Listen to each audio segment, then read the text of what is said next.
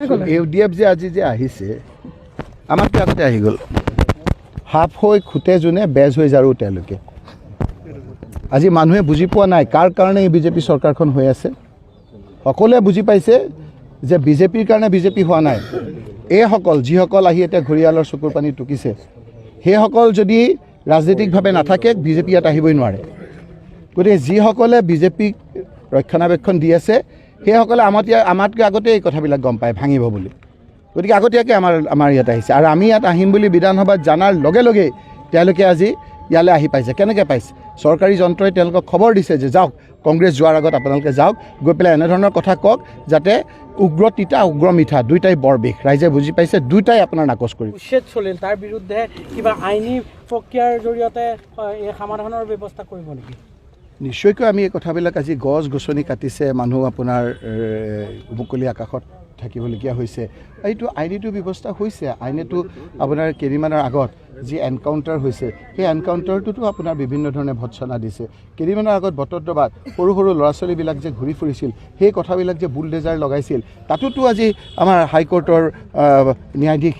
মাননীয় ন্যায়াধীশ মহোদয়ে ভৎসনা দিছে যে কি কাৰণে আপোনালোকে ন্যায়াধীশৰ কোৰ্টৰ কোনো কথা নকয় আপোনালোকে কি কাৰণে বুলডেজাৰ লগাইছে এতিয়া কেতিয়াবা এনেকুৱা ধৰণৰ হয় কিন্তু এটা সময়ত আপোনালোকে চাব যে আইন আছে আইনে সিদ্ধান্ত ল'ব আইনী ব্যৱস্থাৰ দ্বাৰা যি আমি মন্ত্ৰী আছিলোঁ আমি কিন্তু যদি কেতিয়াবা অনীতিৰে কাৰোবাক কিবা কাম কৰিবলৈ কওঁ তেওঁলোকে নকৰে কিন্তু আজি যদি চৰকাৰৰ কোনো বিষয়া কৰ্মচাৰীয়ে যিমান ডাঙৰ উচ্চপদস্থ বিষয়া কৰ্মচাৰী নহওক যদি বেআইনীভাৱে কৰিছে চৰকাৰৰ মন্ত্ৰী এম.এল.এ ক'ৰবাত বাচি যাব পাৰে কিন্তু আমাৰ যিসকলে এই কাম কৰিছে যিসকলে ইয়াৰ লগত প্ৰত্যক্ষভাৱে জড়িত আছে কোনোবাই স্বাক্ষৰ কৰিছে এদিন নহয় এদিন অনতি পলমে তেওঁলোকৰ ব্যৱস্থা গ্ৰহণ যে হ'ব আইনত সেই কথা আইন বিশ্বাসকাৰীসকলে আমি নিশ্চয় আদালতত আপোনালোকে এতিয়া আবেদন কৰিব নেকি কংগ্ৰেছ দলৰ ফালৰ পৰা আইনৰ এই ক্ষেত্ৰত ব্যৱস্থা ইতিমধ্যে হৈ আছে মই আপোনাক স্পেচিফিকেলি কৈছোঁ বটদ্ৰৱাত থিয় হৈ কৈছোঁ যে কেইদিনমানৰ আগত এই যে সৰু সৰু ল'ৰা ছোৱালীকেইটা যে ঘূৰি ফুৰিছিল খাবলৈ যে নিদিয়া হৈছিল আপোনালোকৰ প্ৰথমে বহুতে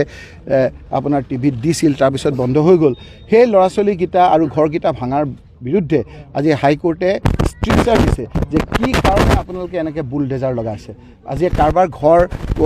আপোনালোকে যদি নিয়ম অনুযায়ী বনোৱা নাই তথাপিতো আপোনালোকে এনেকৈ বুলডেজাৰ লগাব নোৱাৰে এই কথাটো ষ্ট্ৰিকচাৰ ইতিমধ্যে আছে এই কথাখিনিকে আৰু সংযোজন কৰিব পাৰে নেকি আমি নিশ্চয়কৈ কোৰ্টৰ এইখিনি আশ্ৰয় ল'ম ৰাইজক সেইকাৰণে আমি ইয়ালৈ আহিছোঁ ৰাইজক আমি কৈছোঁ যে অকণমান আপোনালোকে ধৈৰ্য ধৰক সদায় এনেধৰণে নচলে এটা দিন আহিব